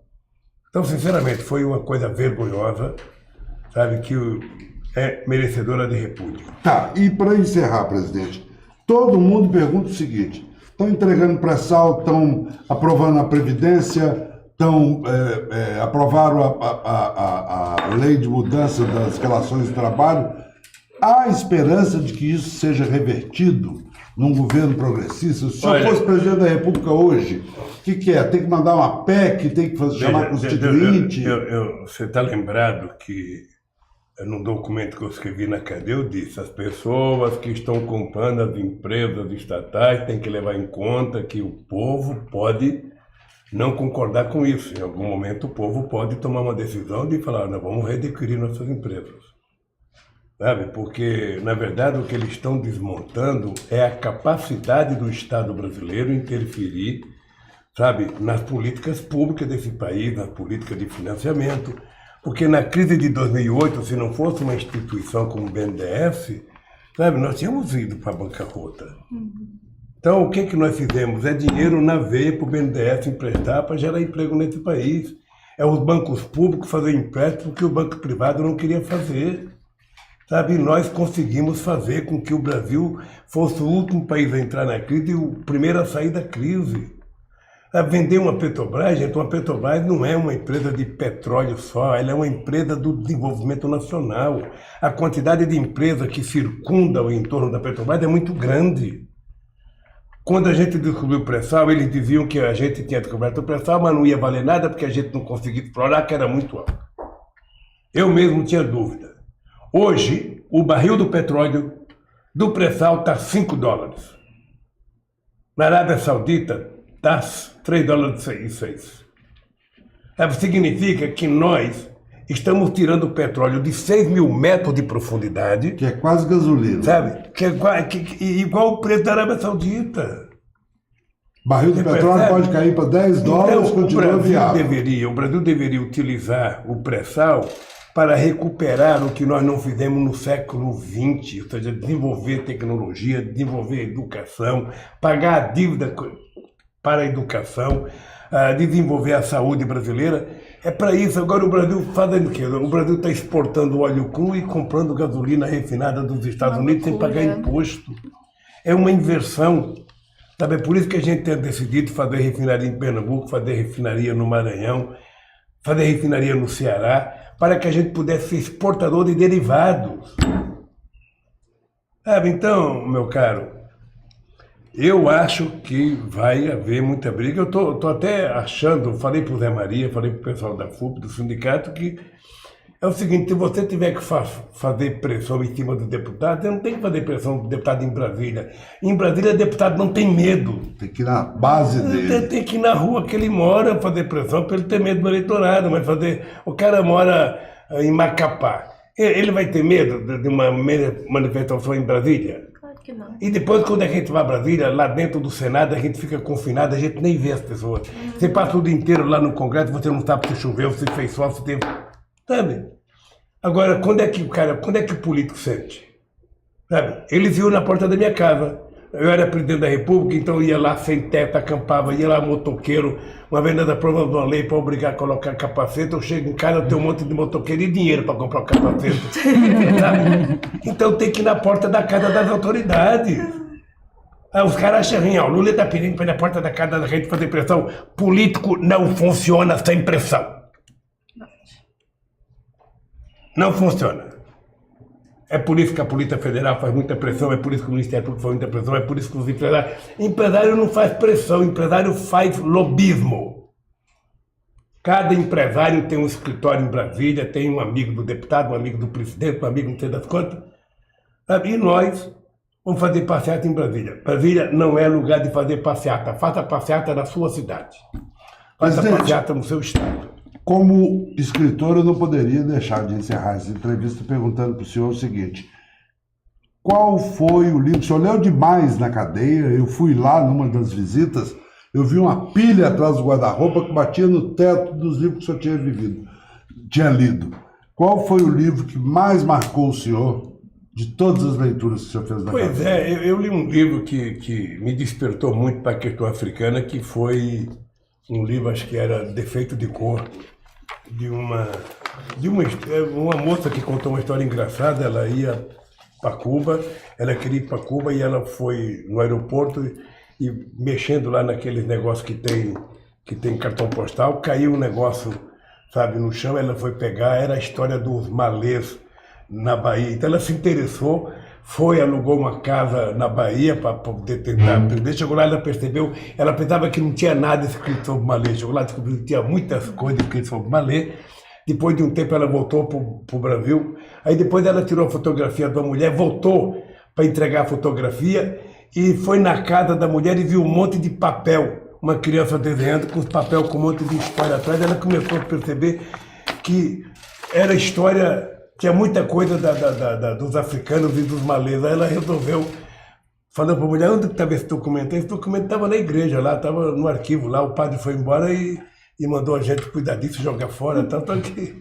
Aí ele escreveu um livro maravilhoso, Defeito de Cor. Presidente. Depois eu li, eu esqueci o nome do menino de Minas Gerais, da biografia do Tiradentes. Lucas Figueiredo. Eu não conheço o Lucas, não, mas era uma obra-prima. Que a bom, biografia que bom, do nosso... que bom que o senhor gostou, é uma bela história. Depois eu li um livro que eu não lembro, eu não guardo muito o nome de estrangeiro, um livro sobre o petróleo, sabe? Um livro com mais de 1000 páginas que me fez ter ciência, sabe, de que desde 1859 que os americanos brigam no mundo por causa do petróleo. Sabe? É por isso que me fez a certeza de que a Lava Jato é encomenda americana para destruir o nosso pré-sal e entregar para eles. É isso. Presidente, eu quero agradecer muito em nosso nome, em nome do nosso público no Brasil, pelo mundo afora. Tem gente que manda dinheiro para nós da Austrália, pingadinho ali, para ajudar a gente aqui da Escócia. E para todo esse pessoal, eu queria, em nome de todo esse pessoal, queria agradecer muito ao senhor o privilégio de ter escolhido o Nocaute para dar a sua primeira entrevista ao vivo, depois de ter saído desse martírio, desse inferno de 580 dias na cadeia. E nós resolvemos trazer, para agradecer ao senhor, um presente que foi feito especialmente para o senhor, que é um retrato do Antônio Conselheiro, feito pelo grande Carvalho, e Assinado? dedicatória, assinado, querido presidente, sempre ao seu lado, aqui seus amigos do Nocaute, e o Clício, que é o artista que imprime.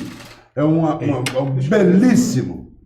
belíssimo Antônio Conselheiro. Fernando, dizer por nossos companheiros de outros blogs, ou seja, de que para ninguém ficar preocupado pela entrevista que eu estou dando ao Fernando, porque o Nocaute não pediu entrevista e se pediu não foi autorizado, então, sabe, eu acho que era justo, queria que ele fosse na cadeia me visitar, mas não foi. Deixaram, a juíza não fazer. deixou. Então, eu vou acertar com a minha assessoria, eu quero voltar a falar com todos os companheiros. Eu sou muito grato aos blogueiros alternativos, eu acho que vocês, na cadeia, vocês eram minha inspiração, que era através de vocês que eu assistia às notícias, às vezes concordava, às vezes não concordava.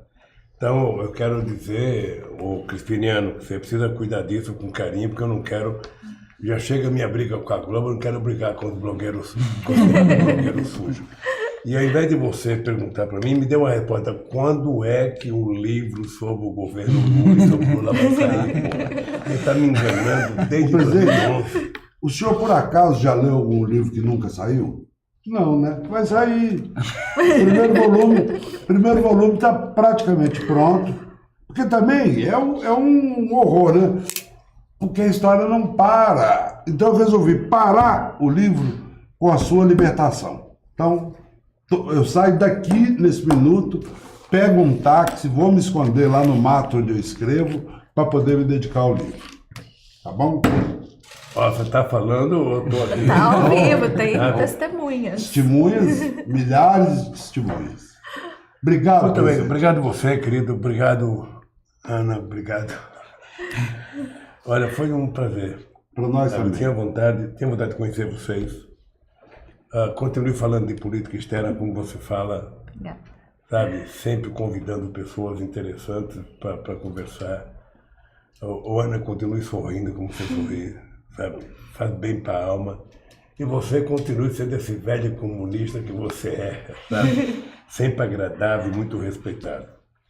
Você veja uma coisa, o companheiro Fernando não é do PT e a minha relação com ele, eu nunca me preocupei em saber se ele era do PT, se não era, se ele era coercista, se não era. Ele é meu amigo, tá? E isso é o que vale. Então, Fernando, obrigado. Meus mais profundos respeitos, sabe? Espero que o livro fique pronto enquanto eu estiver vivo, porra. Pelo amor de Deus. Sabe? Eu sou materialista místico. Tá 102 anos, tá, né, presidente? Até a próxima. Muito obrigado, presidente. De verdade. Muito obrigada, presidente. Obrigado, presidente. Obrigado, pessoal. A todas e a todos que nos prestigiaram.